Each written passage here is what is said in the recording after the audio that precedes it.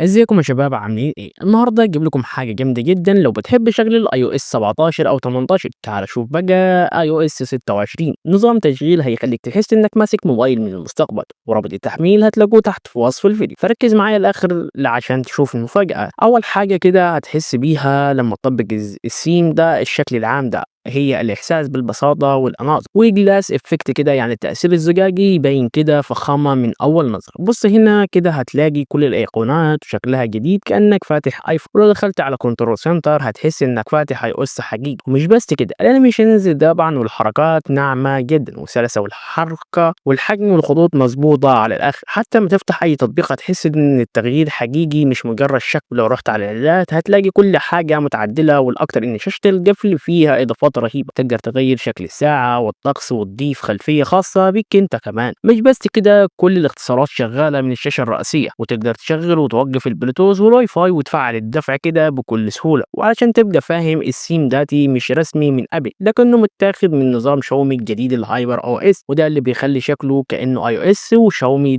اتجوزوا كده وخلفوا، وتقدر تطبق السيم ده من على موبايلك بكل سهولة. كل اللي عليك تعمله انك تنزل الملف وتثبت السيم وتطبقه على المشغل بتاعك، وكل حاجة هتشتغل زي الفل في وضع الإضافات الداكنة والدارك مود أو العادية. وبعد ما تعمل ريستارت لموبايلك كده هتلاقي شكل الجهاز كله اتغير، الساعة شكلها جديدة، الأيقونات شكلها جديدة، والخلفية تحفة. وحتى لما تفتح الجهاز هتلاحظ سلاسة كده في الحركة، والأنيميشن أول ما تفتح الموبايل هتبقى خرافية. يعني باختصار يا صاحبي، لو بتحب الشكل الزجاجي كده والستايل النظيف ده، هو الحل اللي هينقل موبايلك لحتة تانية خالص مع اي او اس 26. ورابط التحميل هتلاقيه تحت في وصف الفيديو. جرب وقول لي رأيك في الكومنتات. ولو عجبك الفيديو متنساش تعمل لايك، ولو عندك موبايل شاومي او ريدمي او بوكو يبقى لازم تشترك في القناة وتفعل الجرس علشان جايب لك فيديوهات اقوى واجمل بكتير. سلام يا ابطال، واشوفكم في الفيديو الجاي، ويلا سلام.